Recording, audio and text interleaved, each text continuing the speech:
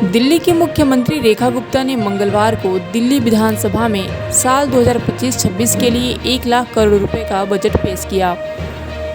उन्होंने बजट पेश करते हुए कहा कि राष्ट्रीय राजधानी की अर्थव्यवस्था को मजबूती देने के लिए दिल्ली इन्वेस्टर समिट का आयोजन किया जाएगा। इसके साथ ही उन्होंने कहा कि दिल्ली में व्यापारिक कल्याण बोर्ड का गठन किया जाएगा। बड़ी संख्या में औद्योगिक क्षेत्रों की स्थिति बहुत खराब है।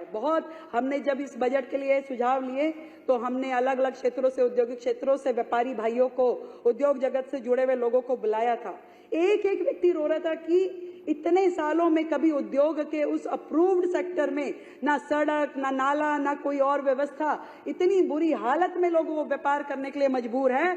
इसलिए दुनिया एनसीआर की तरफ दौड़ रही है, अन्य राज्यों की तरफ जा रही है कि अपना व्यापार कर सकें।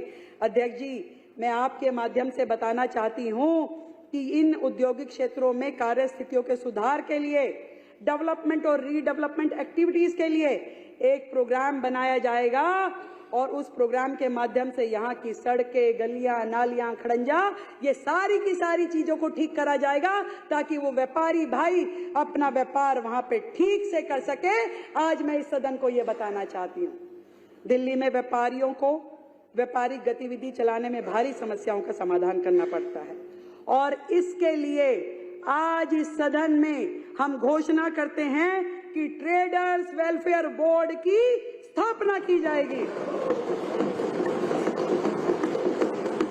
जो कि दिल्ली में व्यापारियों के सामने आने वाली समस्याओं की पहचान और निवारण का काम करेगा। मुर्गी पालन, मधुमक्खी पालन, small scale handicraft, handloom activities, small scale food processing आदि जैसे कुटीर उद्योगों के कौशल संवर्धन के लिए एक नई योजना शुरू की जाएगी।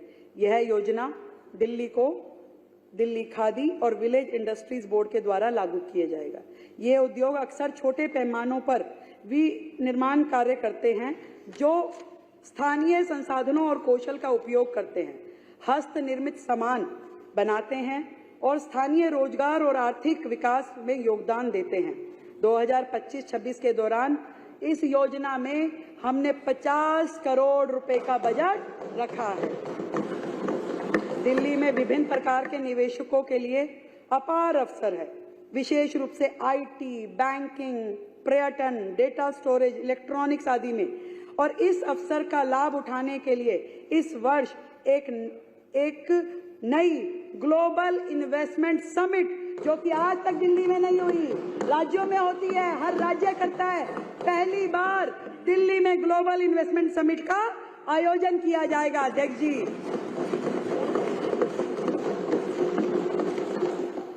जो कि हर 2 साल में हम लोग कोशिश करेंगे कि हर 2 साल में उसको किया जाए।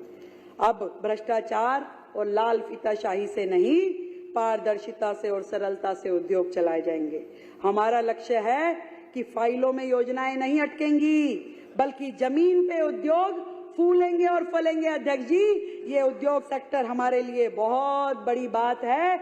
इसलिए मैं आज इस सदन में ये बात कहना चाहती हूँ कि मोदी जी को मिले एक एक वोट का कर्ज चुकाऊंगी और दिल्ली वालों की दीदी रेखा हूँ, जनता के हित में काम करके दिखाऊंगी।